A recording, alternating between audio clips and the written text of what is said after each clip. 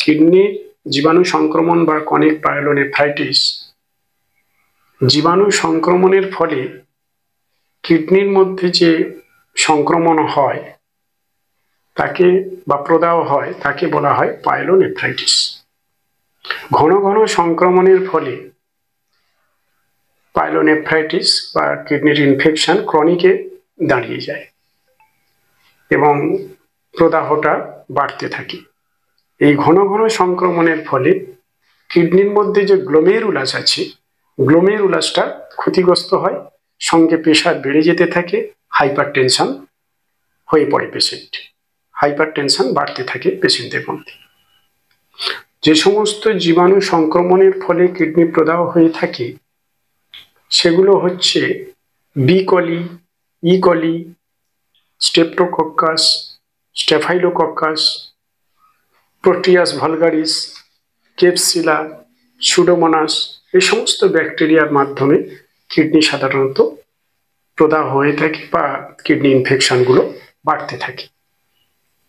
এবারে এর লক্ষণগুলো কি?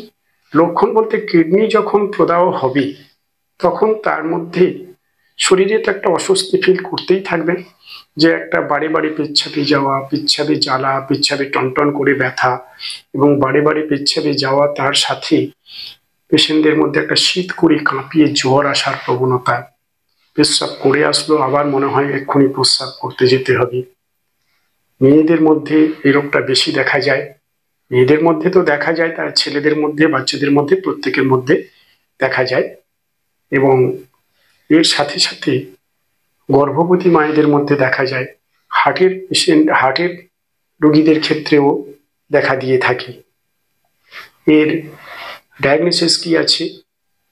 ডায়াগনোসিস বলতে যেটা বোঝায়, একটা ইউরিনের রুটিন পরীক্ষা এবং ইউরিনের কালচার সেন্সিটিভিটি এবং একটা আল্ট্রাসাউন্ড করে কনফার্ম হতে হবে যে কিডনির মধ্যে কি জাতীয় ইনফেকশন তৈরি হয়েছে এবং তার মতো করে ট্রিটমেন্ট করতে হবে।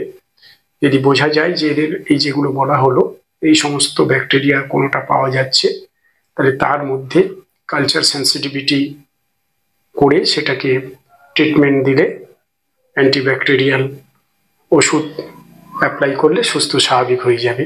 এবং তার সাথে পেশেন্টকে পরিমাণ মতো একটু জলের পরিমাণ বাড়িয়ে দিতে হবে এবং অ্যান্টিব্যাকটেরিয়াল যে সমস্ত মেডিসিন আছে সেগুলো ঠিক মতো করে কোর্স করলে পেশেন্ট সুস্থ স্বাভাবিক হয়ে যাবে। নমস্কার, ভালো থাকুন, সুস্থ থাকুন। আমি ডক্টর বারিক।